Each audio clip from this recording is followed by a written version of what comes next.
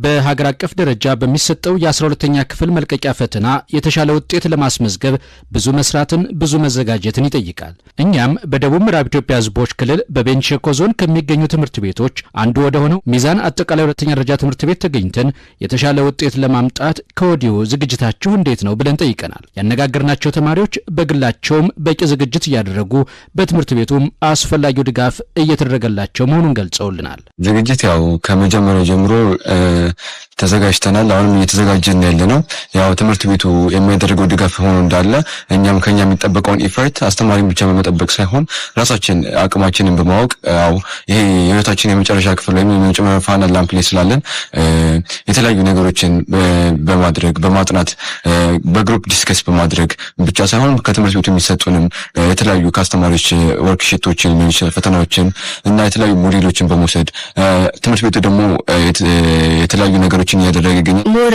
ከዚህ በፊት ካሳለፉ ተማሪዎች ዘንድሮ በጣም ያነበብን ኢቭን ለብቻ ክፍል ተሰጥቶን ሞር የጧት ተማሪ ስንሆን ከሰዓትም እዚህ ያሳለፍን ያነበብን እንገኛለን።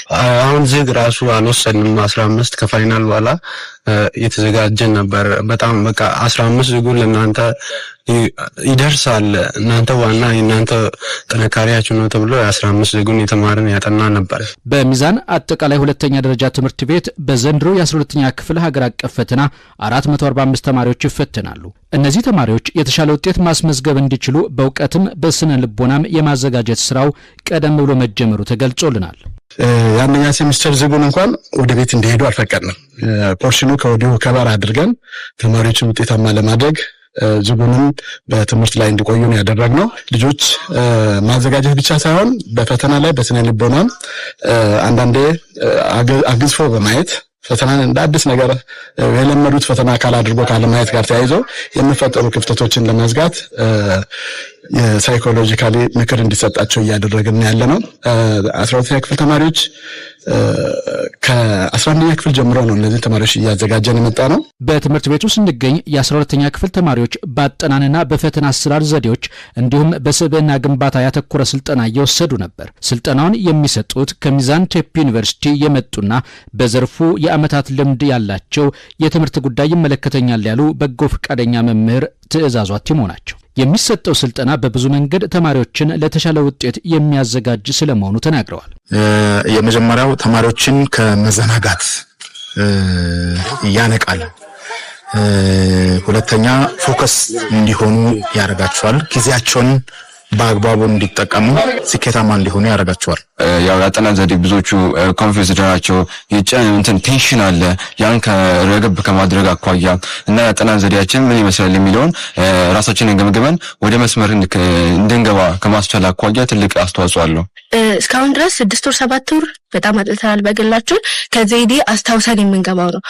እስከዛሬውን ድረስ አስታውሰን ስለምንገባ የአሁኑ ጊዜ ነው በጣም ሞርሺ 3 ወር 4 ወር ይደግፈናል ማለት ነው ስልጠናው። ላለፉት 3 ዓመታት በራሳቸው ተነሳሽነት በተለያዩ ትምህርት ቤቶች ተፈታኞችን ብቁ ለማድረግ ስልጠና ሲሰጡ የነበሩት በጎ ፈቃደኛው መምህር ትዕዛዙ አቲሞ የትምህርት ስብራትን መጠገን ለመንግስት ብቻ የሚተው አይደለምና ይህን በመገንዘብ በበጎ ፈቃደኝነት ስራውን ጀምሬያለሁ ብለውናል። የትምህርት ጉዳይ ግን የሁሉንም አበርክቶ ይጠይቃልና ሁሉም ባለድርሻ አካላት በዘርፉ የተሻለ ውጤት ለማምጣት ድጋፍ ማድረግ ይኖርበታል ሲሉ ገልጸዋል። የትምህርት ስብራት በመንግስትና በይሄ ጽፈት ቤት በቢሮ ብቻ የሚፈታ ስላልሆነ አለመሆኑን ስለተገናዘብኩኝ ነው እኔ በራሴ እንዲህ አይነት እንቅስቃሴ ውስጥ እየተሳተፍኩ ያለው እና ሌሎች ኢንተረስት ያላቸው ግለሰቦችም ሆነ ተቋማት ወደዚህ መጥቶ ተማሪዎችን በተሻለ መጠን ውጤታማ እንዲሆኑ አድርገን የተሻለች ኢትዮጵያ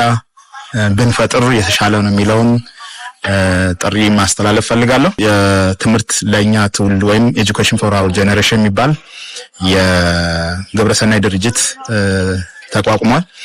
በዛ ስር ለመንቀሳቀስ የተለያዩ ድጋፎች ስለሚያስፈልጉን የቁስም የገንዘብም የሐሳብም ድጋፍ ያላቸው ሰዎች ቢያግዙና ተማሪዎችን ለተሻለ ውጤት ብናበቃ ምልከታ ባደረግንበት ሚዛን አጠቃላይ ሁለተኛ ደረጃ ትምህርት ቤት ብቻ ሳይሆን በሚዛን አማን ከተማ በሚገኙ በሁሉም ትምህርት ቤቶች የ2018 ተፈታኝ ተማሪዎች የተሻለ ውጤት ያመጡ ዘንድ አስፈላጊው ዝግጅት እየተደረገ መሆኑን የሚዛን አማን ከተማ አስተዳደር ከንቲባ ኢንጂነር ሰለሞን ለዊ ገልጸውልናል። ተማሪዎችን በእውቀት ከማዘጋጀት ባሻገር በተለይ በስነ ልቦና ዝግጁ እንዲሆኑ በትኩረት እየተሰራ እንደሚገኝ ነው ከንቲባው የገለጹት።